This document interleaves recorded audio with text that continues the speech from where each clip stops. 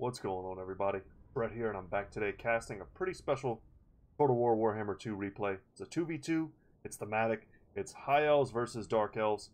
Everyone in this game is a channel subscriber, so I want to say a big thanks to you guys. And they're also all members of Discord, so they got together, they decided to play a thematic matchup, and I gotta say, I appreciate it. Next time, invite me though, guys. Let's make it a 3v3. So, anyway, let's slow it down a little bit before the armies clash, and let's talk about the builds. Let's talk about the strategies. We've got Tyrion here and Teclis for the High Elf. So we've got the strength of casting from Teclis. He's got regrowth, enfeebling foe. All great things, as well as nets. Nets can be pretty useful here. We can already see there are plenty of flyers on the other side of the battlefield in Cav. We've got Tyrion here. He's got his Feint and Riposte, one of the most powerful self-buffing abilities in the game. Just look at the stat line. It puts him in the hundreds for melee attack and defense, as well as giving him physical resistance. He's got Sunfang, always a good choice, and Heart of Avalorn. In case he drops below 20% HP, he can get that burst heal, and that helps him out a lot. Any other casters? Oh, okay. So we also have the Lore Master of Hoeth. That's a good choice. Just Earthblood and Spirit Leech. I like that a lot. For those of you who aren't familiar with the model of the Swordmaster, he's one of my favorite units on the High Elf roster. And in the lore, these dudes are sweet. And just some standard units of Swordmasters of Hoeth are going to be absolute blenders versus all of the Bleak Swords and cheaper Chaff Infantry that they have on the other side of the battlefield. And I see 3 units here, and they're being protected by a pretty solid front line of Elven Spearmen with a back line of standard archers. Take a look. Super cheap. The amount of firepower that they can put downfield is pretty impressive. You just have to kind of give them that chance to do that work. And then the Pure Main Company here, you want to hold them a bit in reserve. They're an expensive unit, and they have that Guardian aura.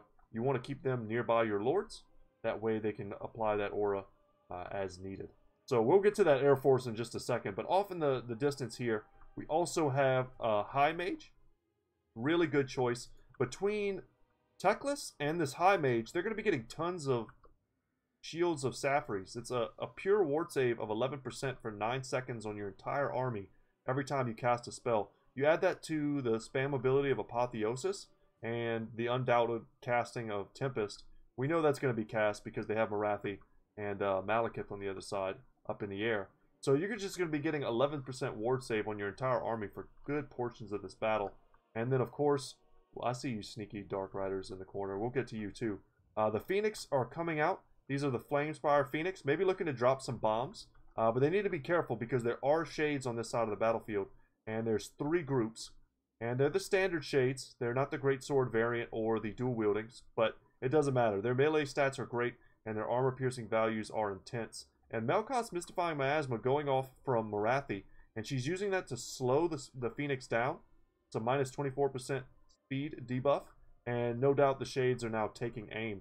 We have 2 Star Dragons here. Excellent monster mashing core. Their breath attacks are incredibly powerful. Probably pound for pound the strongest monstrous unit in the game. And I would think they were going for perhaps scouting with these units. They're pretty fast, but I see a few bombs getting dropped and a few harvesters actually died from that. Interesting. And then a nice combo of the Frostheart Phoenix and the Flamespire Phoenix here. So the Frostheart Phoenix has auras to debuff. It's always so hard to get onto these units. So Attune to Magic affects itself, gives itself a 12% ward save as long as you have more than 50% of your mana.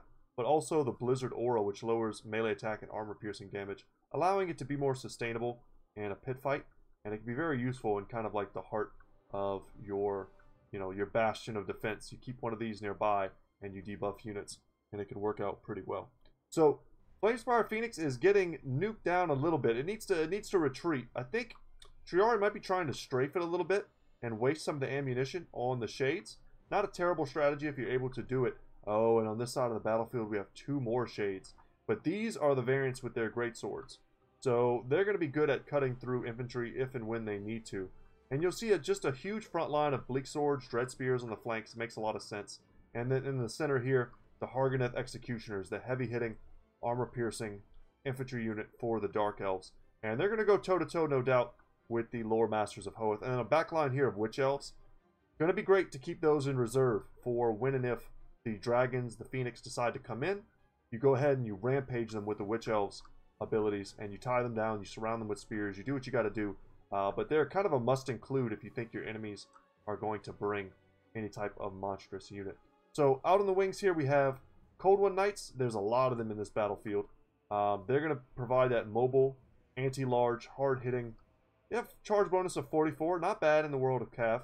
But the Slanacious Harvesters, there's 2 of these regiments around on the battlefield. Let's actually pause so we can take a look at their ability and their models here. So they have Word of Pain, which is a hex that they can do, minus 44 melee attack. That's huge. And if they were to get into the archers, I mean, they could drop this on them as well, make it so that they're not able to hit. And then a Soul Stealer. So it heals themselves and it does a ton of damage versus a group of units. So there's one there, and I think the other one is here. How many more units of Cold Knights do we have? But we do have the Knights of the Ebon Claw. So I see 3 more groups here, and then the Knights of the Ebon Claw. This is not a unit you get to see very often, but they are an amazing unit. They also look sweet. Not always a huge fan of that kind of neon purple and teal that sort of died in the 80s. But maybe it's just because I've been watching too much Stranger Things lately. I think they look sweet. So they cause fear, as they should. They just have awesome values. Not sure what else to say about them. We could compare their stats all day long. They have 30 more armor than just your standard Cold One Knight. Bigger weapon strength, all that stuff. It's going to be hard to kind of compare them on the fly, but just Cav versus Cav, or you get these guys in any type of infantry, and they're going to do a ton of work. They also have some pretty sweet looking weapons as well, if you take a second to look at them. But I think that's about all we need to go over. You know what? Let's take a second. Whoa, we got zoomed all the way across the battlefield. That's not cool. Let's go over here. I actually didn't know that did that. If I just click in a random point on the battlefield, it zooms me across in these replays. I wanted to take a second to go over Malekith spells. I figured it was probably all the standard stuff. Gaze of Malice, like a teardrop. Soul Stealer, of course, same ability in Word of Pain and Noxious Breath. So really bare bones for Malekith. Morathi has quite a few more interesting items that I think are worth going over because they make such a huge impact on any battle that I think it's kind of important to understand, especially if you're a newer player, why Morathi is such a value pick. So she has the Enchanting Beauty, which is an AoE debuff. The charge bonus, not super relevant, except when she's in a pit fight. Keeps people from hitting you as hard with their charges, but 8% is a pretty negligible amount. But look at that, -9 melee attack. Okay, add that to the debuffs of Heartrender and the Dark Sword, and you got another -9 melee attack as well as a -9 melee defense. And then on top of that, you can add, you know, any other spells that you want to add on top of that. And what you'll end up fighting in a pit fight is a bunch of wet noodles who can't hurt you at all. And in those scenarios, your Bleak Swords and other units can really generate a ton of value. And then last but not least, these sneaky Dark Riders with shields. You know, great deployment here. They're, you know, Vanguard deployed in the corner. They have a bit of a forested spot here. Not sure if they were hidden or not. I don't think they're currently hidden. But if there were Eagle Claw Bolt Throwers or, you know, undefended archers on this side of the battlefield, they could end up having a field day. And, you know, it's just up to whether or not these guys are paying attention. They have, you know, the tools to defend this pocket, and not a lot of range tools. Instead, opting to go for great bombs there. Really good use of that. You don't see people trying to use the Phoenix bombs early in battle. Normally, they save it for the end when units are blobbed up, and, you know, they have the micro ability to do that instead of microing their huge army. But I was going to say they have the means to defend themselves, just whether or not they're looking. And instead of opting for huge range forces or, you know, skirmishing potential or big cav, they went for flyers. And I can't say that's a bad choice, and it may end up being a game-winning choice when you consider that Malekith and Morathi kind of need to hug each other next to Shades if they don't want to get gooned out hardcore by dragons. And good scouting also has made the High Elves very aware of the existence of these Shades, and a bit premature of a Dragon Breath there. It kills just a few more models, but altogether not awful. Soul Stealer is going to help them to get back topped off. It's not going to, you know, refund any models. It's not like a resurrection ability, but it will give them better HP. And sadly for these archers, these Dark Riders came in and, you know, met their fate at the hands of the Swordmasters. But unfortunately, there's so many silver shields and bronze shields on this side of the battlefield that these archers may not have a home. They're going to need to counter skirmish the Shades, and the Shades are blobbing up here. Oh no, the Sunfang. Will it be epic? That's pretty good. I mean, that's good value, and it's going to force the Dark Elf player to micro and separate them. Whereas right now, they really just want to be attacking. And that's a fiery invocation there. That's one of those spells that just never hits. And a Tempest from the lore of high magic is going to be tying down... Oh my god, it's doing so much work. But Morathi and Malekith staying together, I think, is the most important thing. And together they are dumpstering the Frostheart Phoenix. That's actually incredible.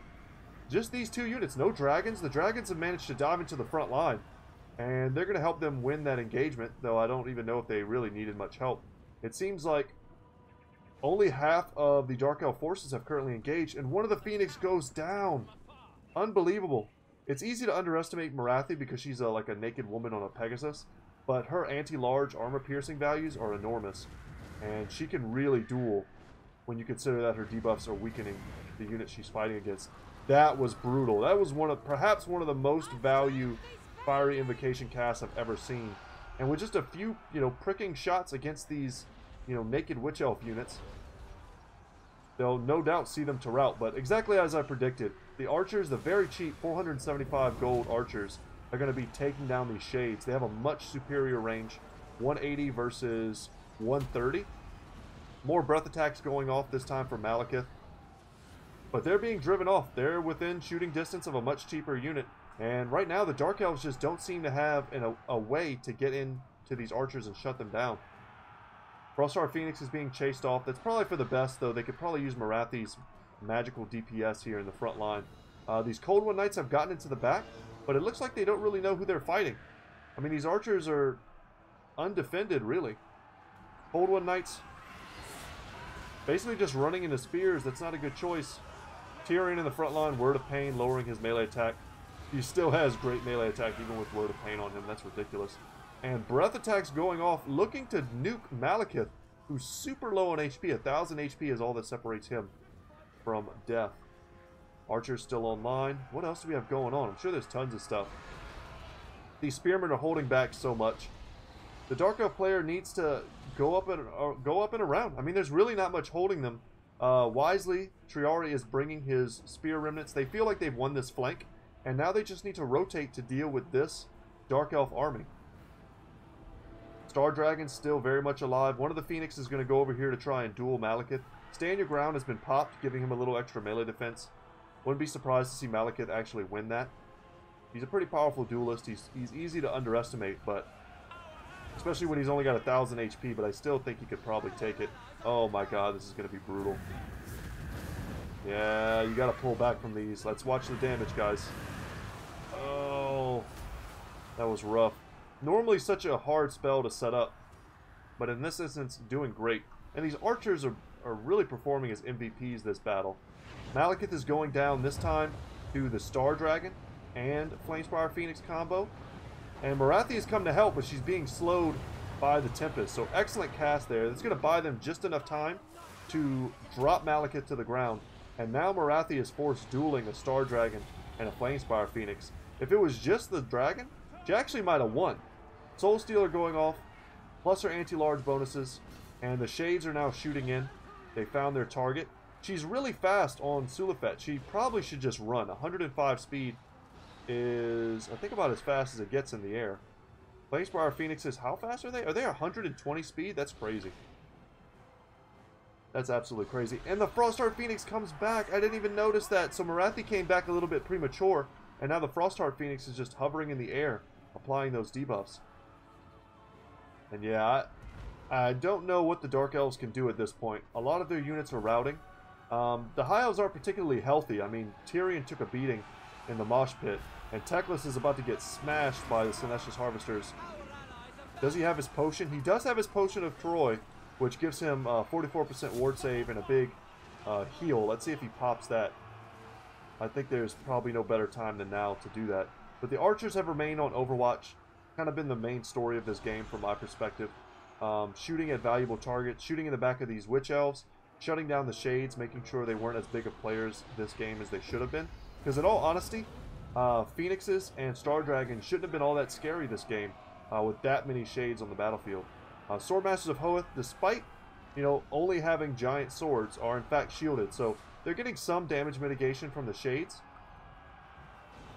The Harganev Executioners. Let's take a slow-mo here as the charge from the Star Dragon comes in. Looking pretty sweet. We can remove all the banners and stuff for maximum effect. And the Cotton Candy hand blasts, destroying these archers, already well bloodied. The Harganev Executioners that still stand are being punted halfway across the battlefield. Wow, look at this. Look at this shot. Star Dragons for days. That's pretty sweet. Feasting.